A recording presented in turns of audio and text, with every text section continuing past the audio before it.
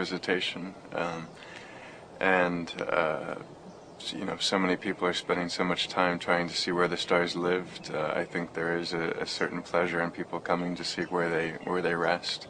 And I see cemeteries also as libraries, museums, archives, and that they're really the most active and real when they have the participation of the living, whether that's in mourning or in acts of remembrance.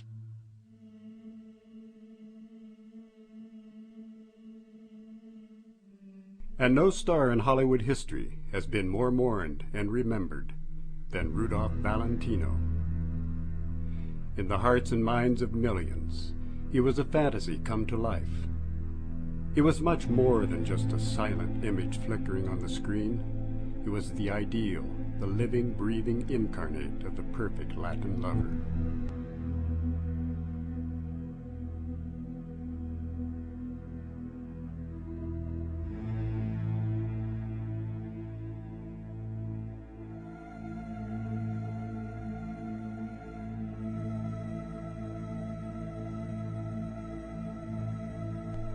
"75 years after his death, people still come from near and far to gather and enjoy the memory of this extraordinary man.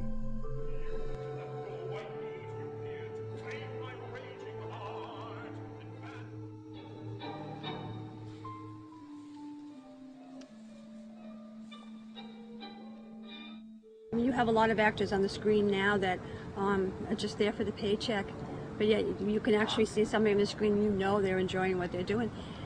And our Valentino loved what he was doing. Mm-hmm. It's fabulous. And this service was the 75th anniversary of his passing, and it was an incredible. The cemetery has done a wonderful job as far as preparing it for us and sharing it with everybody, and it's just been a wonderful experience today. Death is one of the most nihilistic things that can happen, and it's kind of a void, and we can throw a lot of things on there and imagine what happens after death, but actually death, quite simply, is the opposite of life. And when we give some type of creative response to death, I think that's one of the best ways to heal. And that's in a lot of what we do, even at funerals, we allow people to respond to death in a creative way, to watch the story of their life, rather than just have the presence of that inanimate body. As long as there's Hollywood, there's going to be a Rudolph Valentino. As long as he's in that crypt there, his remains, people are going to come. They're going to touch it, they're going to autograph it, they're going to kiss it, and some even bow down and worship it. And I never heard him say nothing and never met him. He was dead before I was born. But somehow or another, his magic just draws everybody.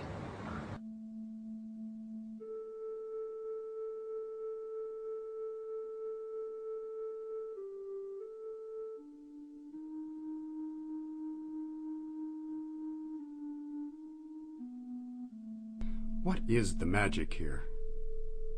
What is it that draws so many thousands of visitors year after year to these celebrity gravesites? One of the most amazing phenomena that I have seen in my almost 2 years here has been the aura and the really lasting memory of Rudolph Valentino.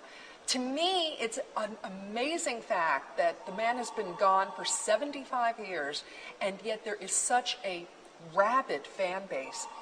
Anybody, any time of day, truly can go to the Cathedral Mausoleum, go to his crypt, and find lip prints from people who kiss his. That, to me, kissing a crypt plate is just, I can't handle it, but it says so much for the enduring legend of this man.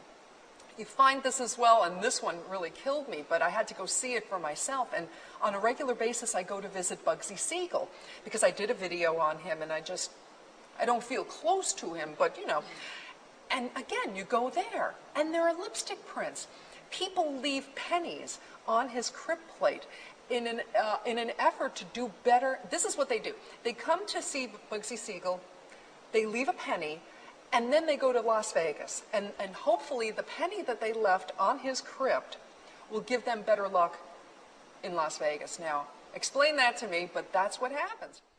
Benjamin Bugsy Siegel, a celebrity of sorts, but more infamous than famous.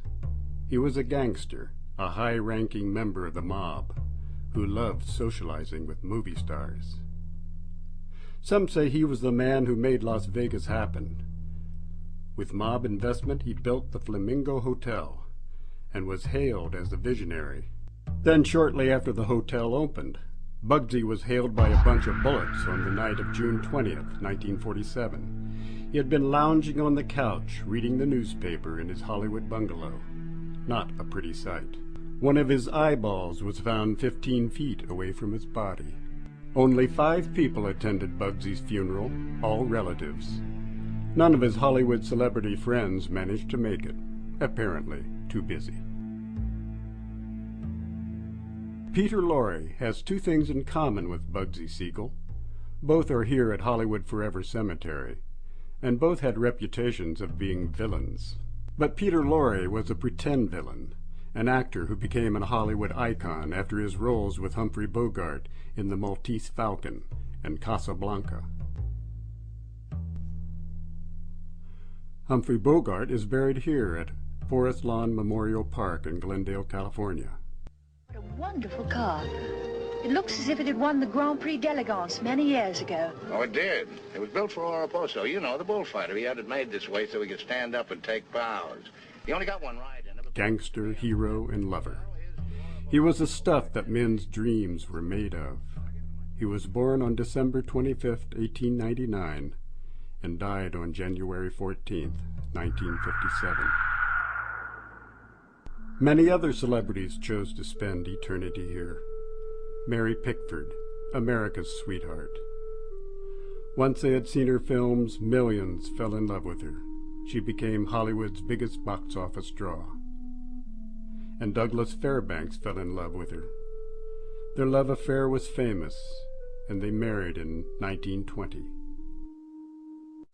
They were king and queen of Hollywood, the most popular film couple in the world.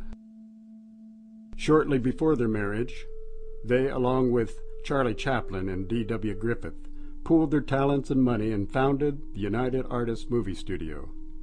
For the first time, independent producers had a place to distribute their film. Doug and Mary were the first stars to put their prints and autographs in wet cement at Grauman's Chinese Theater. They were divorced in 1936, and as they were separated in life, so were they parted in death. Mary Pickford died in 1979 and was buried here in Forest Lawn Memorial Park in Glendale. Douglas Fairbanks never lived so long. He died of a heart attack in 1939 and is buried here at Hollywood Forever Cemetery in this magnificent marble tomb and monument.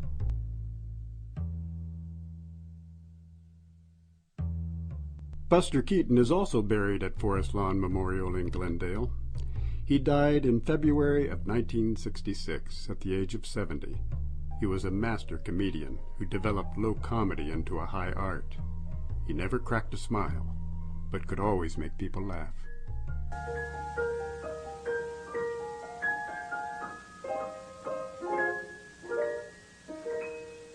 Mel Blanc is another wonderful example. He's in our Beth Olam Cemetery, which is a separate Jewish cemetery within Hollywood Forever.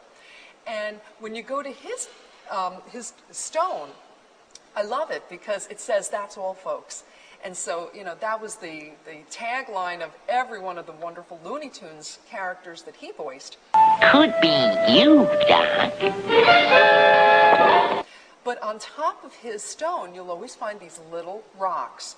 And that is a Jewish tradition of, you know, just memorialization again. It's just a little, you know, a little token of affection that's left.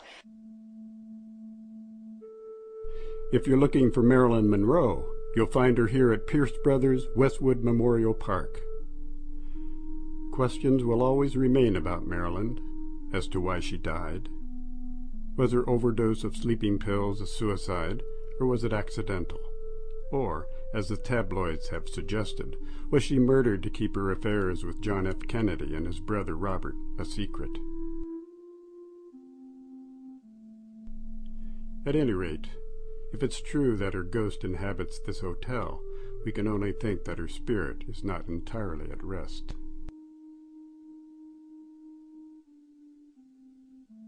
Another beautiful woman, Dorothy Stratton, is buried here. She was only 20 when she died. She was a rising star, appeared in several movies.